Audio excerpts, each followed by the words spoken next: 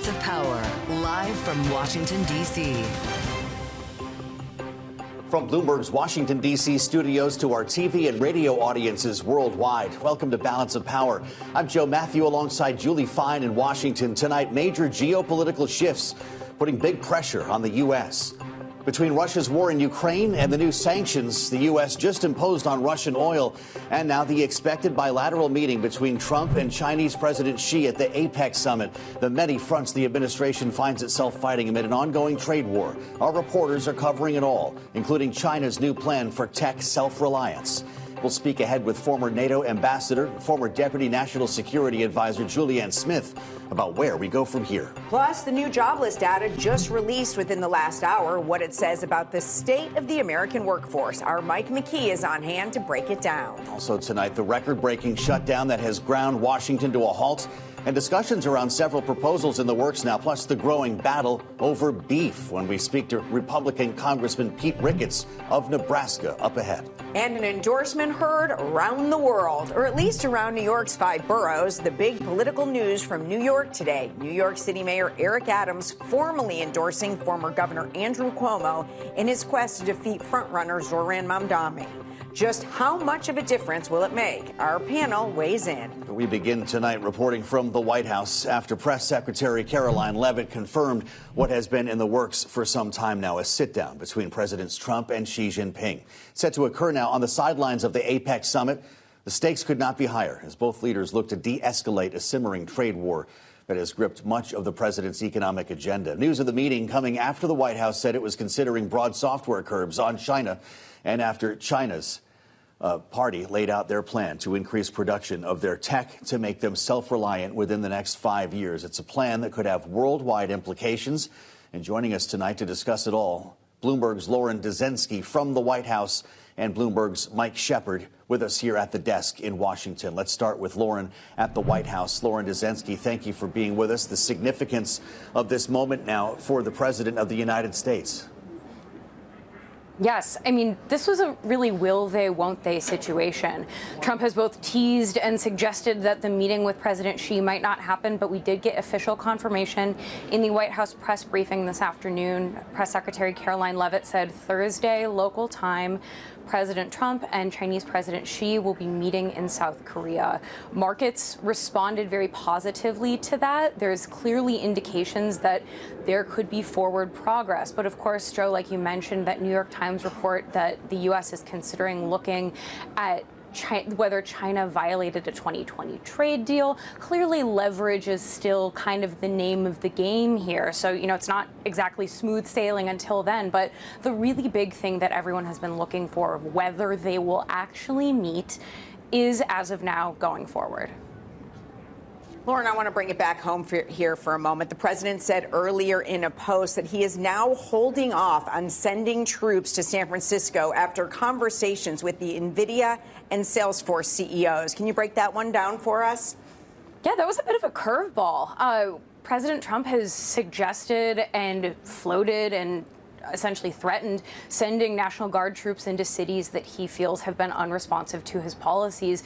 And the fact that all it took in San Francisco was calls from these tech executives, to me kind of seems like a little bit of a path forward for some of these other embattled mayors. I'm certainly curious if Chicago Mayor Brandon Johnson is going to get some CEOs in Chicago on the horn with President Trump and kind of use that as a track record, or at least as a forward example of something that he can do. But that was certainly a surprise. All the reporters were sitting in the White House press briefing room, and that Truth Social post dropped. And of course, Trump is saying that if need be, he can still send National Guard troops in. But as of now, these business leaders, as well as the San Francisco mayor himself, has reassured Trump that, they've got it handled for now.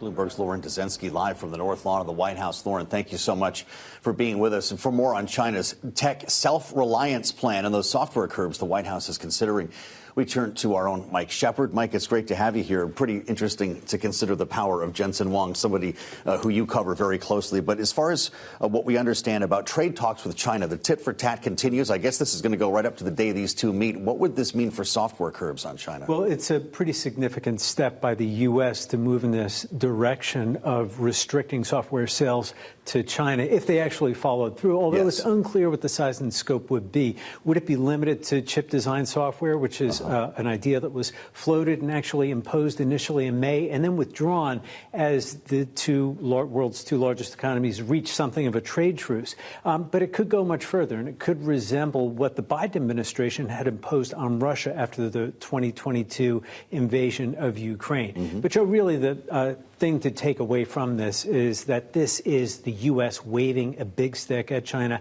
ahead of these trade negotiations, not only between the leaders, but in the next day or so, we're going to see Treasury Secretary Scott Bessent meet with his Chinese counterpart, He Lifeng, to try to talk about some of these issues. And Bessent is saying that, look, everything is on the table from the U.S. We may even enlist our G7 allies against China if need be. And the goal for the U.S. is to try to get some of those Chinese export curbs on rare earth elements lifted in the next few weeks. And if not, that would be the trigger for those software restrictions.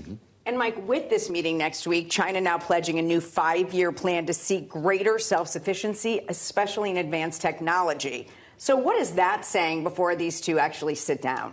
This is a pretty significant signal and message to the Trump administration from China and really to the world. China is looking to make itself much more self-efficient in areas of advanced technology. That includes artificial intelligence and semiconductors. And these are things that they have relied for years on in terms of making those advances. They've been big buyers of NVIDIA and AMD's AI chips, but they would like to reduce that dependency so that they can build their own domestic tech industry.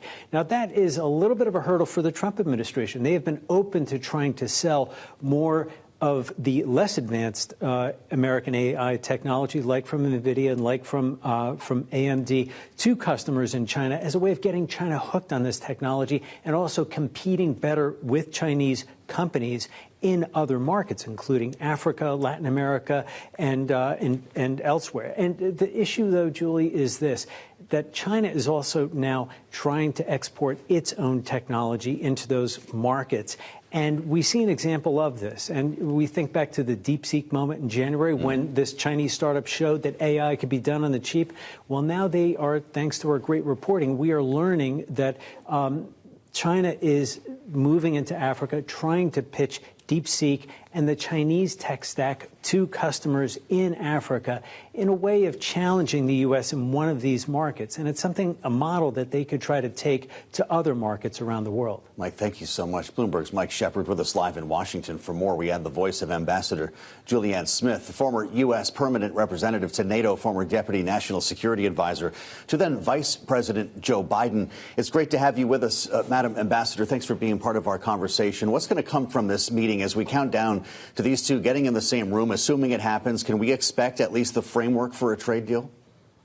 Well, one would hope that's where it's going to go. We've seen an enormous amount of tension in the relationship over the last couple of months. And I think seeing that relief from Wall Street today, folks have the expectation that they will be able to cut some sort of deal. It's not clear we're going to be able to get that done, but I think it's important that they announce today that those two leaders are going to find the time to sit down in South Korea. It's about time. Talk about it's about time. You know, this really went back and forth. Finally, some solid information today that this is going to happen.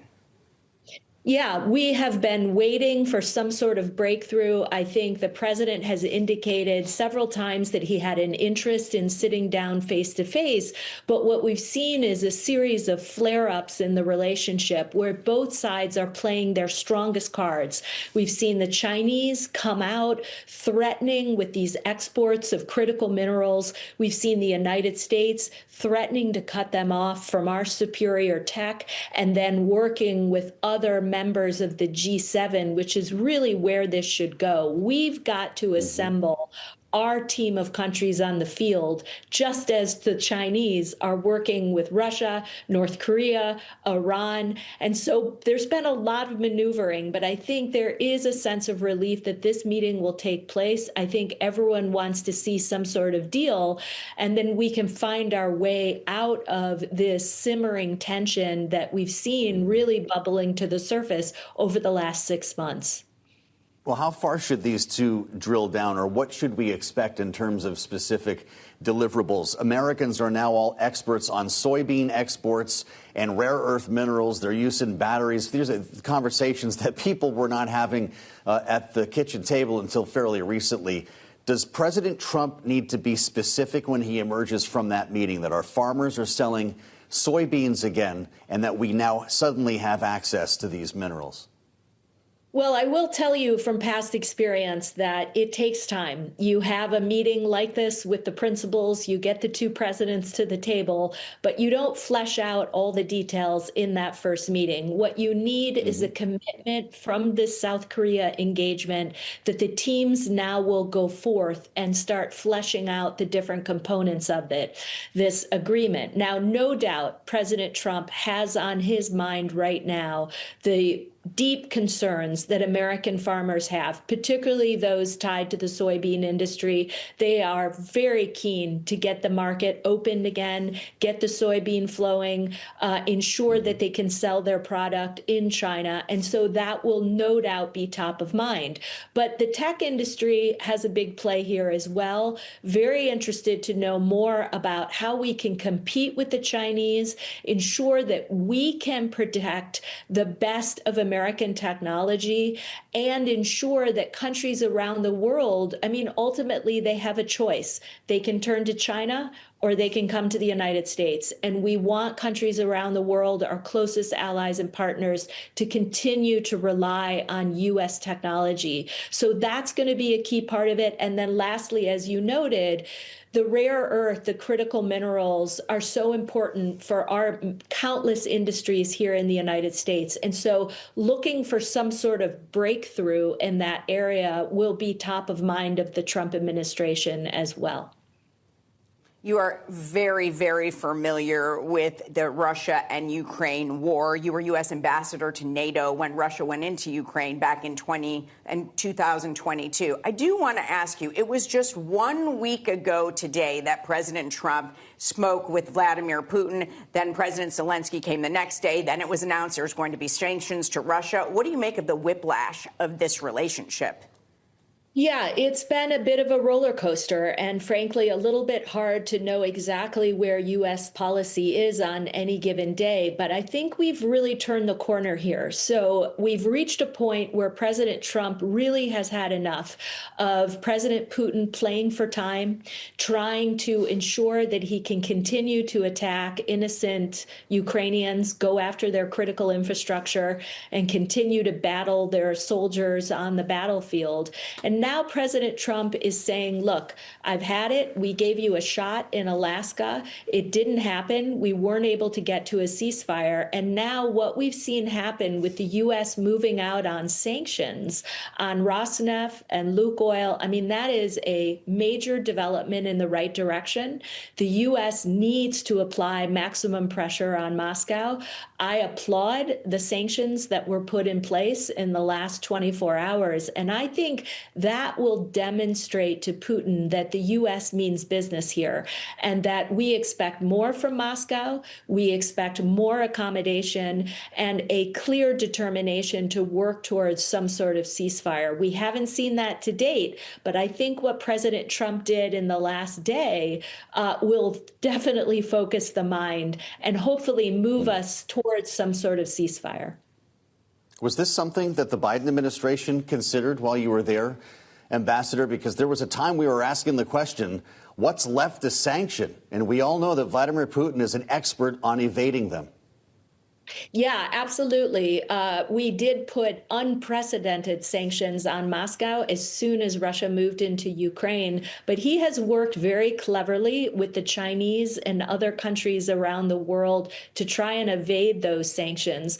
In terms of the ceasefire, look, we were working with President Zelensky in the last year that we were in office to have him sketch out his own peace plan. He wrote down the conditions under which he would be willing to negotiate with the Russians. We urged him to think that through. We urged the Ukrainians to message that publicly to the global South, to NATO allies, and to the Russians to make clear that they were ready to talk about peace under certain conditions. And so that was a constant conversation that we were having with the Ukrainians. Unfortunately, the Russians were never indicating to us, just as they have over the last couple of months, that they took negotiations seriously.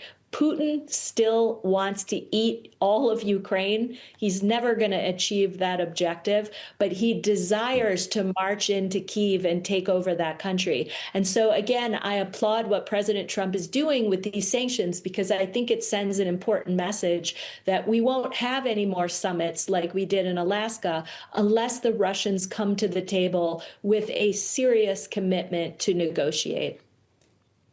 You have a piece out today warning that, quote, the risk of a multi-theater crisis is growing. Now you have President Trump saying today it is clear to the entire world that the cartels are the ISIS of the Western Hemisphere, the United States now targeting boats. What do you think at this point is going to happen? Do you see this becoming a multi-theater issue that the United States is now dealing with? Well, what I was referring to, actually, I have real concerns about Russia and China cooperating together. We find them increasingly working together in the military space. They're rapidly modernizing their militaries and acquiring capabilities that do pose dilemmas for us in the United States and in Europe and beyond. They also use a variety of hybrid tactics, things like drones flying into our airspace, or cyber attacks, or cutting undersea cables. And so I worry a great deal about this cooperation between Russia and China. But on your question on Venezuela, it's hard to know right now what the U.S. play is here. I worry about some unnecessary escalation on the part of the United States. I would want to ask some hard questions about what is the plan? Is there an intent for the United States to go to war down in Latin America? Is there an after-war plan and vision? What is the purpose of this? Is it strictly focused on the drug cartels? There I have some real questions about what the Trump administration's plans are there. Well, in our remaining moment, I want to ask you about this report that we saw in the Wall Street Journal a short time ago, Ambassador, that the U.S. flew B-1 bombers near Venezuela today, and that follows our sending B-52 bombers into the region a couple of weeks ago. Is this the beginning of a regime change operation or something different? Will we be attacking cartels on the ground, as the president suggests might be underway? Well, this is the question we should all be asking the White House right now. I mean, clearly using B-1s as a signaling means is a very serious matter. And you don't do that unless you are absolutely sure that you're willing to take action. Again, I have some concerns here that the administration is not providing clarity to the American public about what exactly is at stake here, what the point of these deployments are, and where this is all going. Is it regime change? Is it simply to target the drug cartels? Is there something more to see here? So I take all of this very seriously. You do not send B-1s out unless you mean business and you want to signal some potential action. So this is something we should all be watching closely, but we should be asking some very tough questions of the White House right now on this particular matter. A lot of ground covered here today. Former NATO Ambassador Julianne Smith, thank you very much for joining us today. And you can read her latest piece on America's need to align allies across Europe and the Pacific, the new Eurasian Order, at foreignaffairs.com. Coming up, growing outcry from domestic ranchers over importing Argentine beef to the U.S. We'll speak with Nebraska Senator Pete Ricketts on that and more. But up next, the jobless data out within the last hour. What it says about the state of the American labor force when Mike McKee joins us. This is Balance of Power on Bloomberg TV and Radio.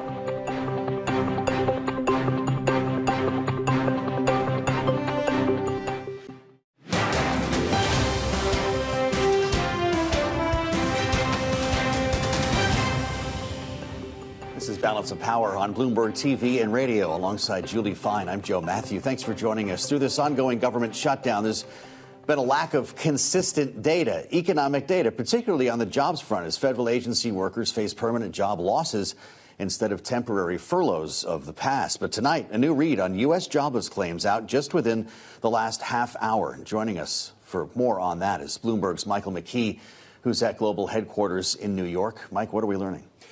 Well, we have been getting the raw data each week that the states send into the Labor Department. It's released at about 4:30 on Thursday afternoon. So we've taken that and we've done some estimating and applied the seasonal factors that the Labor Department uses in putting out these numbers.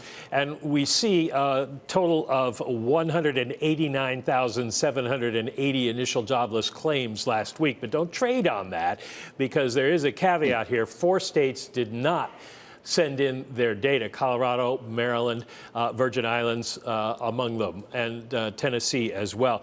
So what'll happen is Bloomberg Economics is going to impute some of that data, and later tonight we'll get perhaps a rough estimate of where we are. Last week, that's what we did, and we got 215,000 for jobless claims, and that's roughly in line with where we have been. That was a decline from the previous week, but we're still in the neighborhood of where jobless claims have been, and what that's telling us is that even if we don't have the precise number, we're not seeing a big jump in layoffs. Bloomberg's Mike McKee, thanks so much for being with us from New York. And now let's turn to the markets. We got earnings and guidance after the bell from Intel and Ford. Bloomberg's markets correspondent Nora Melinda has been covering this busy earning day from headquarters in New York as well. She joins us now. Hey, Nora, how are you? Hey, Julie, doing well. So we're looking at green on the screen right now as we look and parse through the earnings that we got out of Ford and Intel. Ford, of course, being the last truly U.S.-owned automaker here. Take a look at shares in the after-hours trade, up about 6.5% right now, or 4.2% right now. And we really are seeing people seeing an up to a $2 billion profit hit right now. And this is in pertaining to the fact that there is a fire that happened at a key supplier of aluminum for Ford's F-150 pickup truck here. But we are still seeing shares of the company up in aftermarket trading, and of course up about 25% year to date. Moving over to Intel in the chip maker space, we did see an upbeat revenue forecast on demand, in particular for personal computers here. We know that Intel has definitely been in focus, in particular based on the fact that the U.S. took a stake in this company just a bit ago here. We did see the company returning to profitability, and of course, if you take a look at the share action happening in the after hours trade, we're seeing shares of Intel up about 6.5% right now. Lots to parse, and still, of course, more earnings to come here. More earnings to come, obviously, which is going to be driving, I guess, our fortunes in one direction or the other here, Nora. Is the market concerned at all yet about the government shutdown? It's something that we haven't seen too much worry about, and we're talking about some pretty important inflection points on the way.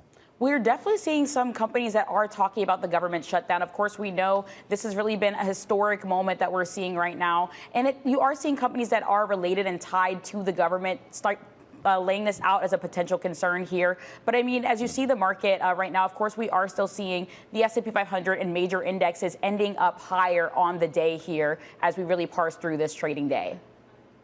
Great to have you back, Nora. Bloomberg's Nora Melinda with us from New York. And coming up, we're going to have more on the sudden reversal from President Trump on a federal deployment to San Francisco that's just emerging in the past couple of hours, and it involves Jensen Huang. But up next, Nebraska Senator Pete Ricketts is going to be with us to talk more about the shutdown and the one issue serving as a wedge in the GOP, beef. That's coming up next on Balance of Power. Alongside Julie Fine, I'm Joe Matthew in Washington. This is Bloomberg TV and Radio.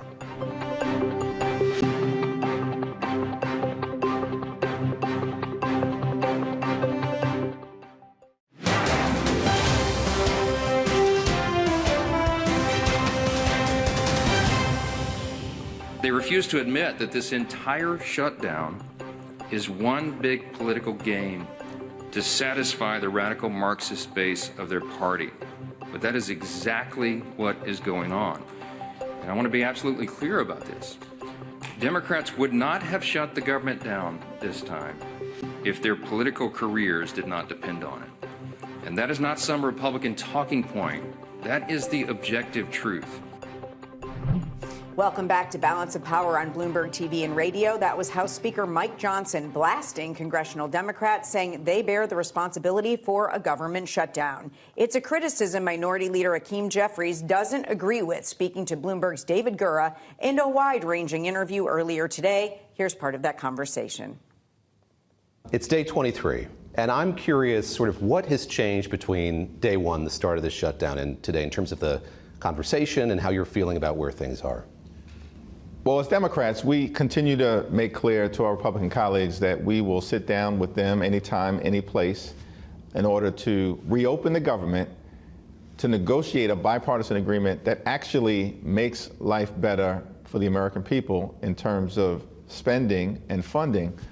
But we also have to decisively address the Republican health care crisis. We've maintained that position from the very beginning, before Republicans shut the government down, and during the entirety of the shutdown, because it is a real crisis that has been created at this moment, particularly as it relates to the urgent need to extend the Affordable Care Act tax credits. As you and I are speaking, the House Speaker is doing a press conference just down the hall.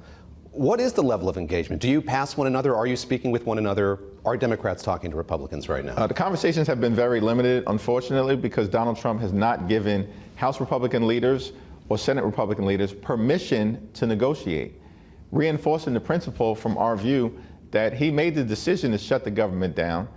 They want to continue to inflict pain on federal employees. They've done that from the very beginning of Donald Trump's presidency. In fact, more than 200,000 federal employees had been forced off the job prior to the government shutdown. And this is something that we've continued to see them build upon during the shutdown. Until Donald Trump gets serious about reopening the government, unfortunately, we're going to remain in this situation, and everyday Americans are being hurt. He's getting ready to take a trip to Asia. Is it appropriate for him to be doing that at this moment when the government is shut down? I think that the president has a responsibility both domestically and throughout the world. However, what has been irresponsible is that throughout this shutdown, he's found more time to golf than he has to engage with Democrats on Capitol Hill. He's decided to try to steal $230 million in taxpayer funds from the Department of Injustice. Donald Trump and his administration have found $40 billion to bail out a right-wing wannabe dictator in Argentina and can't find a dime to extend the Affordable Care Act tax credits to keep health care affordable for tens of millions of Americans. And on top of all of that, they are demolishing the East Wing of the White House in ways that have appropriately horrified the American people. Our thanks to Bloomberg's David Gura for that conversation. To watch the full interview, head to the terminal or Bloomberg.com or subscribe to Bloomberg's Big Take podcast with David Gura. Jeffries' comments today coming just as the Senate sought a vote on a measure that would ensure essential workers like air traffic controllers nationwide get paid despite the government closure. That bill, offered by Senator Ron Johnson, who joined us on the program last evening to preview the bill, was ultimately blocked. To discuss that and more, we're now joined by Republican Senator of Nebraska, Pete Ricketts, a member of the Senate Foreign Affairs, Banking and Budget Committee. Senator, it's good to see you. Welcome to Bloomberg TV and radio. We did talk to Ron Johnson about this. We knew that Democrats were filibustering against that bill, and it was expected to fail. So now that we have cleared yet another day with our government closed, does this failure heighten the urgency behind reopening the government? Well, this is just more of the cost of the Schumer shutdown. Chuck Schumer and the Democrats are shutting down government, plain and simple. They have voted for this exact same bill 4 times in a row over the last 18 months. This is a bipartisan, in fact, it's the only bipartisan offering to open up government. It's a compromise that's already been voted on 4 times already. And so when they were shutting it down, we said, well, look, we got people who are working, air traffic controllers, law enforcement officers, military. Let's at least pay them while they're working. And Democrats Couldn't even do that. 3 Democrats did vote with Republicans. So again, it's a bipartisan bill, but we couldn't get enough Democrats to break the filibuster. Understood. We had Senator Cortez Masto on with us just yesterday, as a matter of fact. But I'm wondering your reaction to Democrats' assertions that the problem with this bill today, the Johnson legislation, is that it forces us to choose between who gets paid and who doesn't, and that everybody should be taken care of in one fell swoop. What do you tell them? Well, that's entirely hypocritical of the Democrats, as we have seen through this entire process. They've been nothing but hypocrites, failing to vote for a bill they've already voted for 4 times, and this statement too. I mean, look, these are the people who are showing up to work. At the very least, we can pay them, get them their paychecks while they're working. This is just absolutely ridiculous that the Democrats said that we can't even do that. I mean, these are air traffic controllers. These are law enforcement officers. These are military. These are the people keeping us safe. So we ought to be able to at least pay them. Now, if the Democrats are so interested in this, they should pick up the phone, call Ron Johnson, and see if they can work out another deal. Republicans will be happy to talk to him about that. I'm sure Ron Johnson will be. But what we actually have seen is the Democrats are the one who are creating the shutdown for their own political games. Chuck Schumer there are said Democratic versions of that bill. Sorry to interrupt, Senator. There are 2 different Democrat bills, right, that would pay all workers during the shutdown. I realize the Peters bill is a bit more narrow. Would you support either of those? So the Peters bill wanted to open up the government just to pay them and then shut it back down again. So that doesn't do any good on an ongoing basis. So that's just ridiculous. Again, this is where I would encourage Senator Van Hollen, if he wants to work with Ron Johnson, to see if they can work out some sort of deal on this. Because really, if you go look at what they called it, this was their alternative to the Johnson bill. They only did this because Ron Johnson filed this bill. This was a last-minute effort by Democrats to somehow appear like they were somehow on side of the working folks in our federal government, and they're not. They're just not. So this was a desperate attempt. It's hypocritical, and frankly, people are going to see right through this.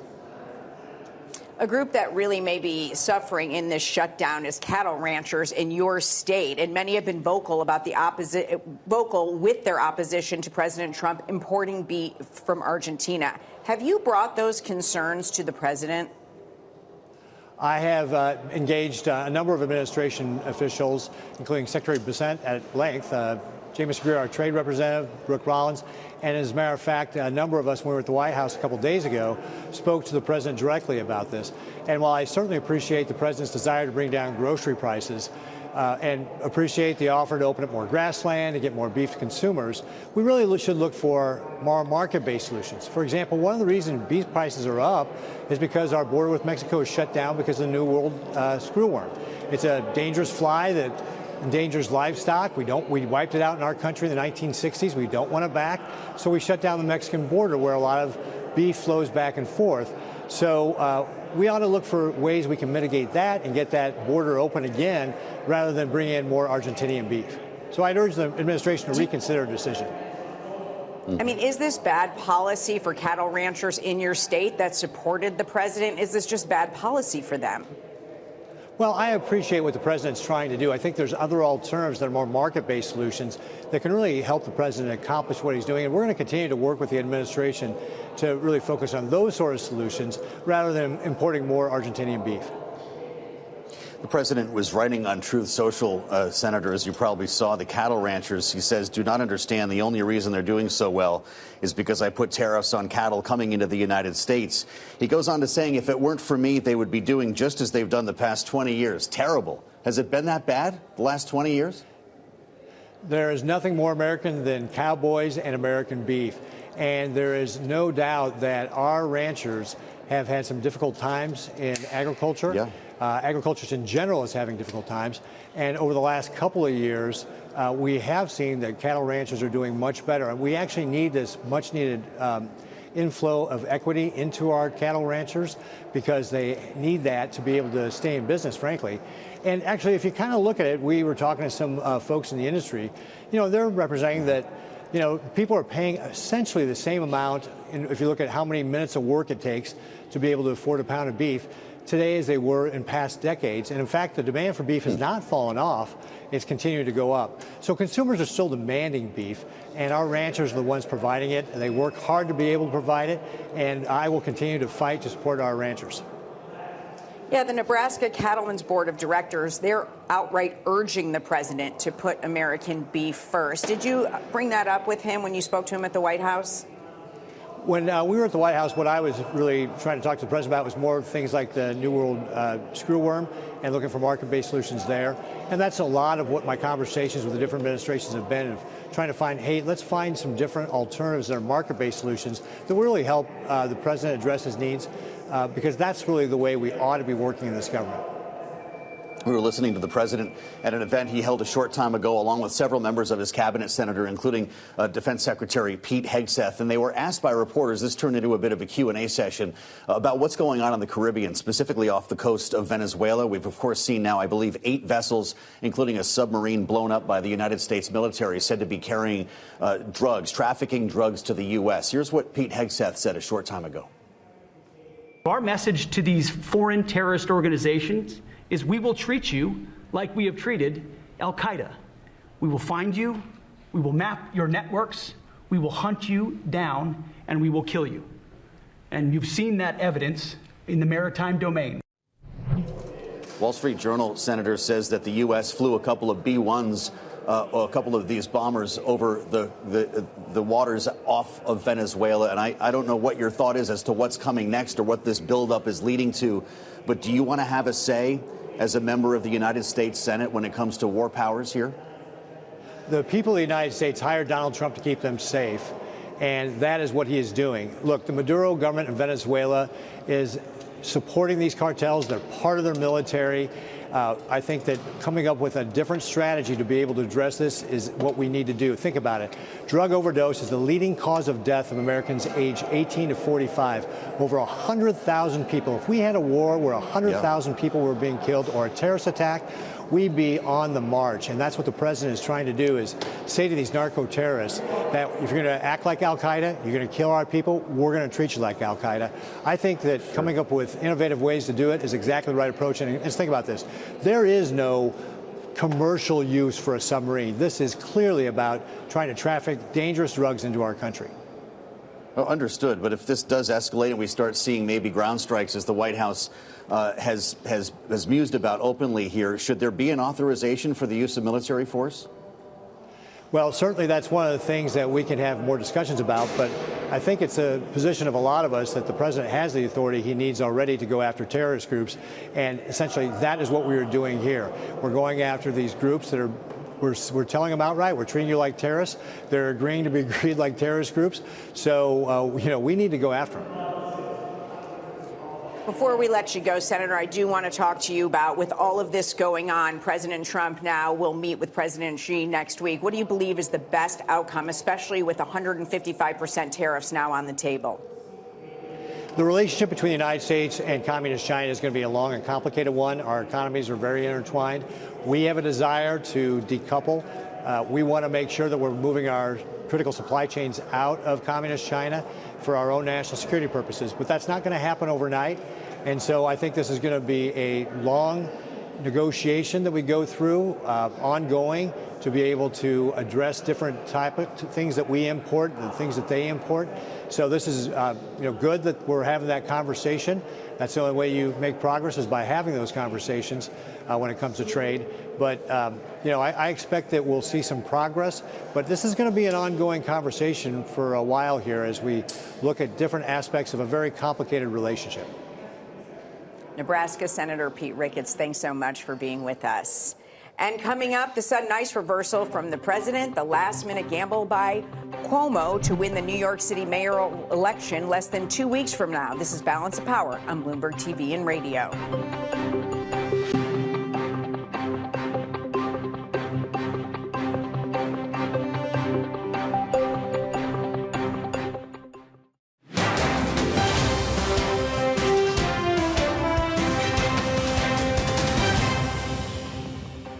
This is Balance of Power on Bloomberg TV and Radio. Alongside Julie Fine, I'm Joe Matthew. We have a lot more on the president's anticipated meeting with President Xi and the ongoing shutdown when we convene our political panel next. First, the stories we're watching in today's Power Brief. The FBI arrested Miami Heat guard Terry Rozier and Trailblazers head coach Chauncey Billups in connection with a federal sports betting and gambling probe that caught at least 30 people for allegedly participating in the scheme. In their announcement, the FBI participants were part of a nationwide scheme to rig illegal poker games, stealing millions of dollars from targeted victims lured in by the prospect of playing alongside former professional athletes like Billups. 6 defendants have also been charged with fraud. A big endorsement in New York after embattled Mayor Eric Adams endorsed Governor Andrew Cuomo in his bid for Gracie Mansion. Adams offering his support and to stump for Cuomo with just 12 days to go before Election Day.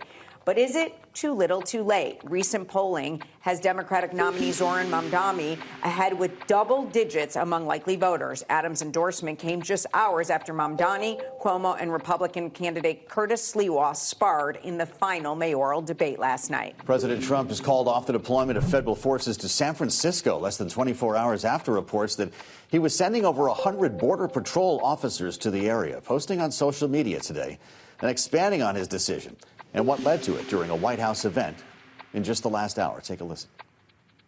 As you probably know, maybe you heard, we were going to do a big surge in San Francisco, but I got a great call from some incredible people, some friends of mine, very successful people. Mark, who's everybody knows him, and Jensen, everybody knows Jensen, NVIDIA, and others call me from San Francisco. They have great competence in those people. I mean, incredible competence, some of the smartest business leaders. And they're working very well with the police department. They're doing a good job. So we are holding off that surge. Everybody does know Jensen, which is why this is news. Joining us for more, our political panel, Archie Siddiqui, former Pelosi senior aide, Democratic strategist, founder, CEO of Bellwether Government Affairs, and Lisa Camuso-Miller, of course, Republican strategist, former communications director at the RNC and host of the Friday Reporter podcast. It's great to have both of you with us. You work with plenty of CEOs in the tech space, in the government space as well when it comes to elected officials. Here they collide. Once again, Lisa, are we in a world where the CEOs, the billionaire CEOs at that, because he also talked to Mark Benioff before making this decision on San Francisco, are essentially members of the cabinet? Well, it certainly seems like this president is taking audiences with CEOs more than ever before. But it's not the first time that this kind of collaboration has happened. It's just that this is so unprecedented that they've been sending in troops, they've been sending in ICE forces and all of the other border agents. So this alone is very interesting, and it's definitely something that is not necessarily in recent years one that we've been watching. I think it was the Union Pacific CEO who told Trump to go into Memphis. Now we've got CEOs telling him to stay out of San Francisco. So, Archie, is the trick here for if you're in a Democratic city, but you don't want the National Guard to come, to find the billionaires that have the president's ear and say, get them on the phone? You know, it's a very good point, and I think they have to use every tool in the toolbox to really send that message. And as you indicate, I think CEOs and billionaires are a very good messenger in terms of this White House. Well, you know, we've got a pretty long line of donors, for instance, helping to build a $300 million ballroom on the campus grounds there at the White House. Archie, you've seen pictures of the East Wing because it's gone. And when I say that, they've actually finished the job in 3 days. The East Wing is gone. Does the president need to be more transparent about who's paying for the ballroom?